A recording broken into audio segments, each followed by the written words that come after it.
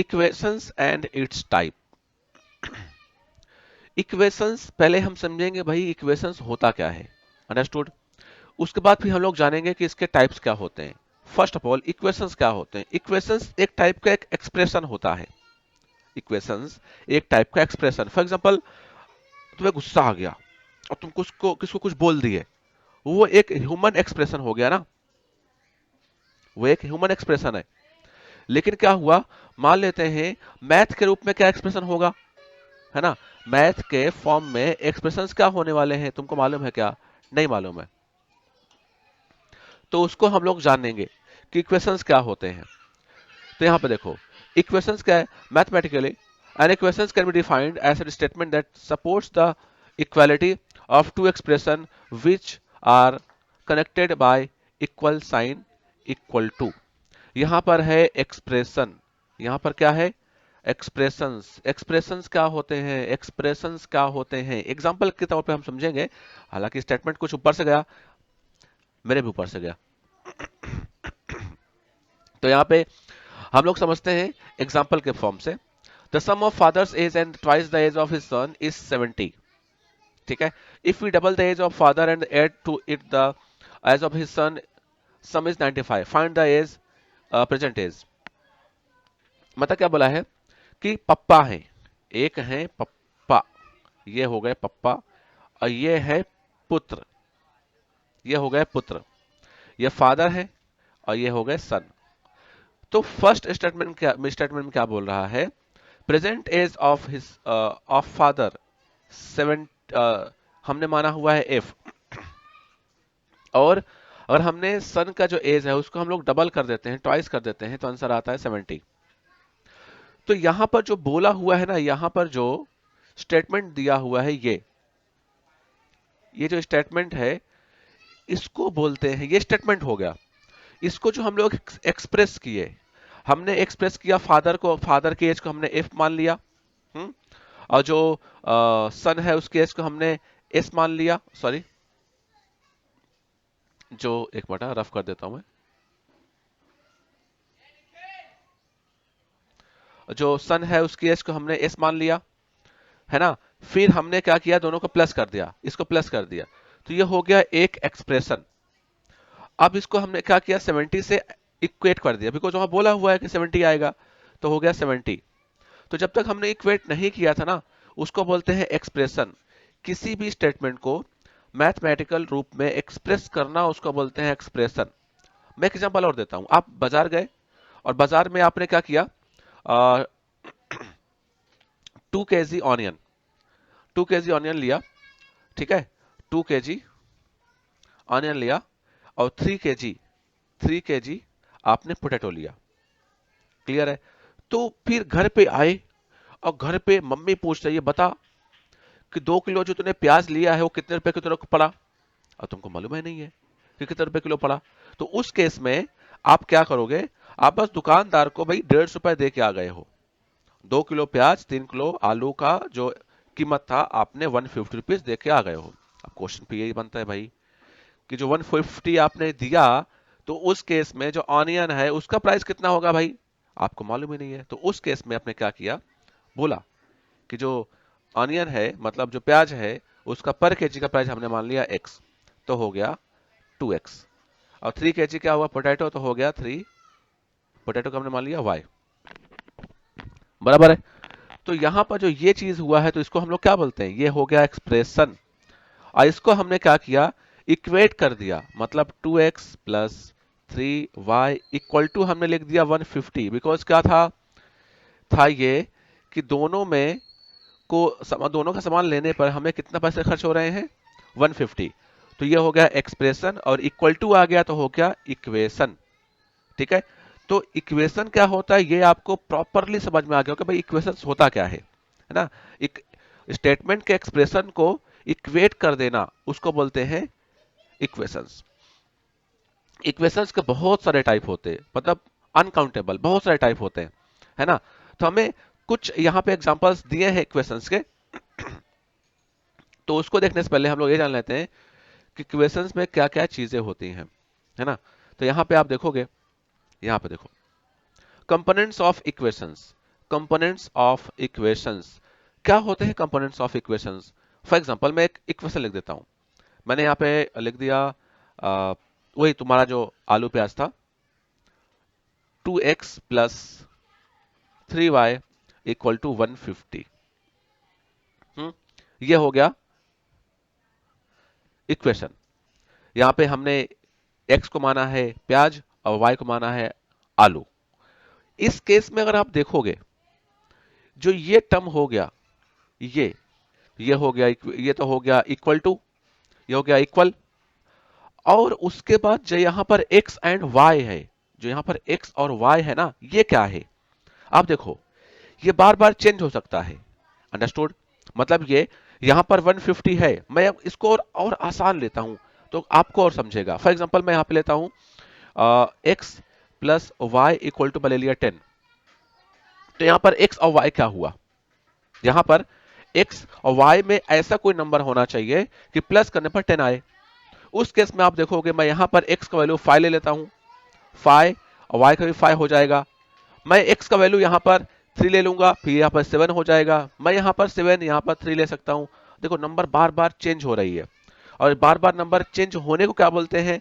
Very करना। Number very हो रहा है ना, तो हो गया वेरिएबल। वेरी से बना है वेरिएबल। इसलिए यहां पर जो x और इक्वेशंस में जो x और y जो एबीसीडी होता है, उसको हम लोग बोलते हैं लेटर्स को वेरिएबल। बिकॉज ये वैरी हो सकता है, ये चेंज हो सकता है। लेकिन यहां पर जो ये नंबर देखो 150, ये चेंज नहीं हो सकता, चेंज नहीं हो सकता। तो ये हो गया कांस्टेंट।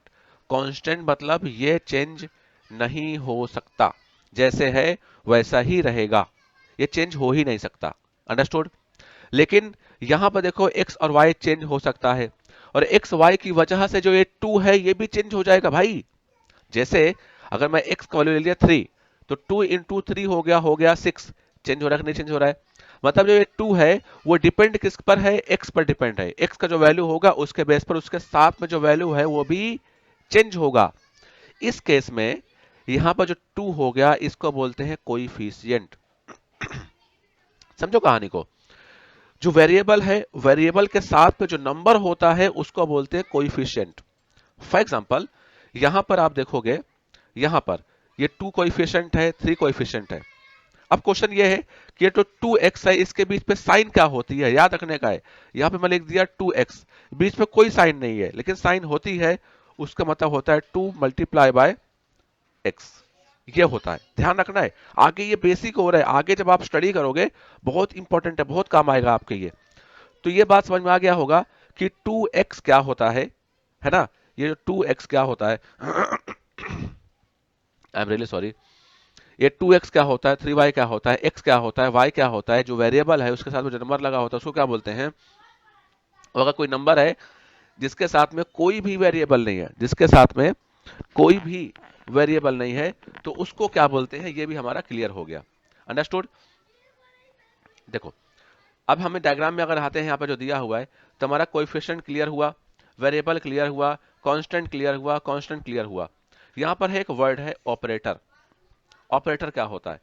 जो इक्वेशंस में साइंस होते हैं, साइन प्लस हो माइनस हो, उसको बोलते हैं ऑपरेटर। बिकॉज उसी के बेस पर इक्वेशन सॉल्व होगा, तो उसको बोलेंगे ऑपरेटर। उसके बाद फिर यहां पर देखो, कोई एक्सप्रेशन कितने बार दिया है, कोई एक्सप्रेशन कितने बार दिया है। फॉर एग्जांपल यहाँ पर 2x एक, 3y एक, और 150 एक, तो इनको बोलते हैं टर्म्स। नंबर ऑफ एक्सप्रेशन को क्या बोलेंगे? टर्म्स। तो देखो, फर्स्ट टर्म, सेकेंड टर्म्स और थर्ड टर्म्स। ठीक है? तो टर्म्स के बेस पर भी इक्वेशंस को लोग डिवाइड करते हैं, ध्यान रखना। टर्म्स के बेस पर भी हम लोग इक्वेशंस को डिवाइड करते हैं। तो होप सो ये जो कंपोनेंट्स है क्लियर हो गया होगा। हालांकि वेरिएबल और कोएफिशिएंट, ये जो दो वर्ड है, बहुत यूज होता है, इसलिए ये क्लियर होना चाहिए आपका। अगर ये क्लियर नहीं है ना, तो आगे के भी क्वेश्चन सॉल्व नहीं हो पाते हैं। नेक्स्ट है left hand side, right hand side. Of course equal to है, मतलब 150, इसको तुम सॉल्व करोगे, इसको तुम जब सॉल्व करोगे, तो ये 150 के हमेशा इक्वल आएगा। तो अब जो कंपोनेंट्स ऑफ इक्वेशंस है, ये क्लियर हो गया होगा आपका। अभी है operations on equations. Operations on equations, example के लिए याद रख ले, मान लेते हैं कि हम लोग ने दो इक्वेशंस को प्लस कर रहे हैं। यहाँ पे हमने लिया 2x 3y इक्वल टू हमने ले लिया 10, और इक्वेशंस और यहाँ पर है ले लेते हैं 3x plus 5y equal to 12। ये हो गया हमारा फर्स्ट इक्वेशन और ये हमारा हो गया सेकंड इक्वेशन। अब इसको कैसे प्लस करना है ना, कैसे सब्ट्रैक्ट करना है हम लोग वो सीखना है। अगर मान लेते हैं इसको हम ऐड करने जा रहे हैं, देखो, तो मान लेते हैं हम इसको ऐड करने जा रहे हैं, तो यहां पे लिखेंगे adding first and second equation. तो ये हो गया 2x plus 3y equal to 10 और 3x plus 5y equal to 12। Add करने जा रहे हैं तो जो x है x के साथ x ही ऐड होगा। जैसे ये x है एक मिनट, ये देखो ये x है और ये वाला x है, दोनों वेरिएबल हो गए x x, तो सेम सेम वेरिएबल ही ऐड होगा। डिफरेंट वेरिएबल तुम बोलोगे 2x और 5y को मैं ऐड करके यहाँ पर 7xy लिख दूंगा, ऐसा नहीं हो सकता। ठीक है, इसको ऐड करके ऐसे नहीं हो सकता। फॉर एग्जांपल कभी कुछ ऐसा इक्वेशन हो गया कि यहाँ पर 2x है प्लस 3y इक्वल टू 10 हो गया, और फिर यहाँ पर आगे दिया हुआ है 5y plus 3x equal to दे दिया 12। नहीं हो सकता, यहाँ पे 7xy नहीं हो सकता। ध्यान देना है, वेरिएबल सेम सेम नहीं है, तो इसलिए एडिशन और सब्ट्रैक्शन नहीं होता। हाँ, मल्टीप्लाई हो सकता है, मल्टीप्लाई हो सकता है, लेकिन एडिशन सब्ट्रैक्शन नहीं होगा। ध्यान देना है तुमको, सेम सेम वेरिएबल होने चाहिए। तो 3 and 2 हो जाएगा 5x plus 5 3 8 y equal to हो गया तुम्हारा 22। तो जो एडिशन का जो रूल्स है समझ में आया होगा आपको। अब हम लोग देखने वाले हैं सब्ट्रैक्शन। अगर हम लोग यहाँ पर सब्ट्रैक्शन करें, मैं लाइन ड्रॉ कर देता हूं। अगर मान लेते हैं हम लोग यहाँ पर सब्ट्रैक्शन करें तो 2x 3y इक्वल टू 10 और फिर यहाँ पर 3x plus 5y equal to 12। अगर इसको हम करते हैं सब्ट्रैक्शन, क्या करेंगे, अगर इसको हम लोग कर रहे हैं सब्ट्रैक्शन, तो अगर ये मैं लिख दिया और ये हम लोग करने वाले हैं सब्ट्रैक्शन, तो जो नीचे की साइन होती है, जो नीचे के साइन सॉरी इक्वेशंस होता है, फॉर एग्जांपल ये देखो, ये हमेशा हो जाता है, इसकी साइन चेंज होती है। 3x प्लस में है तो ये हो जाएगा माइनस में। अब बोलोगे सर 3x की साइन कैसे मालूम पड़ रही है, तो यहाँ पर देखो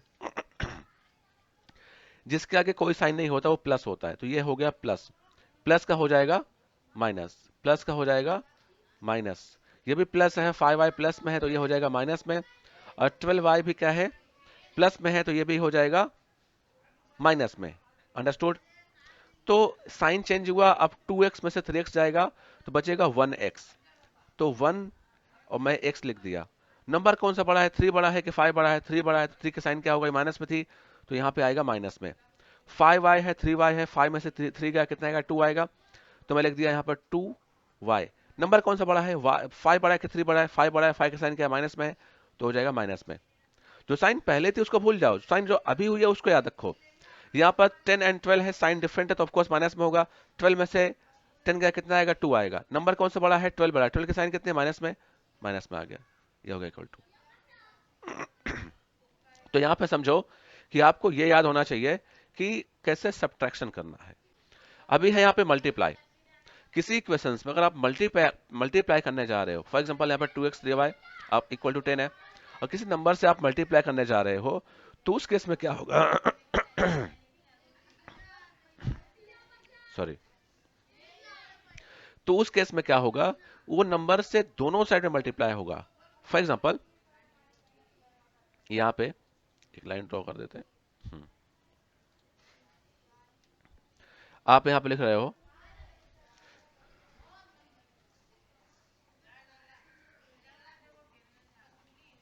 मल्टीप्लाइंग बाय 2, और यहाँ पे लिख दिया तुमने 2x 3y इक्वल टू 10। इस केस में क्या होगा, जो 2 है, चलो मैं इसको नंबर डिफरेंट कर देता हूं, यहाँ पे मैं कर दिया 3। जो 3 नंबर है वो सब में मल्टीप्लाई होगा, मतलब ये अगर ये 3 हो गया तो ये 2x से भी मल्टीप्लाई होगा, फिर ये 3y से भी मल्टीप्लाई होगा, और इक्वल टू ये 3 और 10 से भी मल्टीप्लाई होगा, वो ध्यान देना है। तो हो जाएगा यहाँ पर 6x plus 3 3 9, 9y equal to हो गया 30। और वैसे डिवाइड में भी होता है, और तुम डिवाइड कर रहे हो बाई चांस, अगर तुम डिवाइड कर रहे हो 3 से, तो हर एक टर्म से डिवाइड होगा, मतलब ये कि 2x upon 3 plus 3y upon 3 equal to 10 upon 3, वो ध्यान रखने का, समझा। तो यहां पर हमने क्या किया कि इक्वेशंस, खासकर जो लीनियर इक्वेशंस होते हैं, उनके एडिशन, सब्ट्रैक्शन, मल्टीप्लाई और डिवाइड हमने सीख गए, ठीक है। अब देखते हैं types of equations. Types of equations, बहुत सारे टाइप के इक्वेशंस होते हैं, बहुत सारे टाइप के। यहां पर जो फर्स्ट है वो है लीनियर इक्वेशंस, वो है लीनियर इक्वेशन। क्या होता है linear equations? Highest power of variable is 1, मतलब ये देखो, अगर मैं लिख दिया यहाँ पर 2x का पावर, यहाँ पर x का जो पावर है 3 लिख दिया, तो इसको बोलते हैं पावर, है ना, वेरिएबल का पावर। अगर 1 रहे, मतलब पूरे इक्वेशंस में 1 से ज्यादा पावर होगा ही नहीं, उसको बोलते हैं लीनियर इक्वेशन।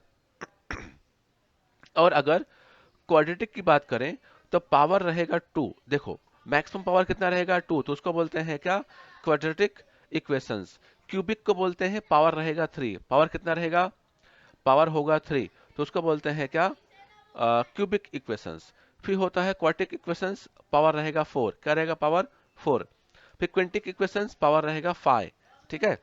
तो समझ लो, एक तो आपको सब नहीं याद रखने का है, आपको लीनियर, क्वाड्रेटिक और क्यूबिक, बस इतना याद रखने का हो गया, इतना इनफ है। नेक्स्ट है differential equations. Differential equations involves derivatives describe changing system. देखो, कोई चीज चेंज हो रही है, फॉर एग्जांपल टाइम चेंज हो रहा है। मैं बोलूंगा कि कोई गाड़ी कितने स्पीड से जा रही है, और सामने एक खड्डा आ गया, रोड खराब हो गई, गाड़ी स्लो होते जा रही है, कितने स्पीड से गाड़ी स्लो हो रही है। या मैं बोलूंगा कि कोई पहाड़ है, पहाड़ टूट रहा है, माउंटेन्स टूट रहे हैं, तो कितने स्पीड से वो टूट रहा है, उसको बोलते हैं डेरिवेट करना। क्या करना, डेरिवेट करना। फॉर एग्जाम्पल, ये जो बात आप समझ लो कि दुनिया में जितने भी चीजें आपको दिख रही है ना, वो सब के सब मैथ है, मैथ की लैंग्वेज में है वो। सबका एक इक्वेशंस होता है, सबका एक एक्सप्रेशंस होता है। फॉर एग्जाम्पल, फैन चल रहा है, और फैन चल रहा है, हालांकि चल नहीं रहा है अभी, अगर फैन चल रहा है तो फैन का भी एक एक्सप्रेशन है, एक मैथमेटिकल इक्वेशंस बनेगा, एक्सप्रेशन बनेगा। लेकिन वो कितने स्पीड से रोटेट कर रहा है, रिवॉल्व कर रहा है, उसका जो स्पीड है, चेंजिंग पर मिनट, कितने मिनट, कितने पर सेकंड से वो चेंज हो रहा है, उसको अगर तुम्हें सॉल्व करना है तो वो आएगा डिफरेंशियल इक्वेशन में।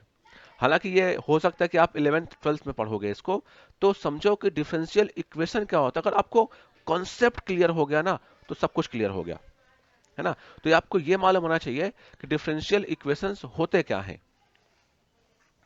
हालांकि डिटेल में नहीं जाएंगे हम लोग, जब कभी सिलेबस इसका आएगा तब हम लोग देखेंगे। फिर आता है parametric equations. Parametric parametric equations और डिफरेंशियल इक्वेशंस में रिलेशन है।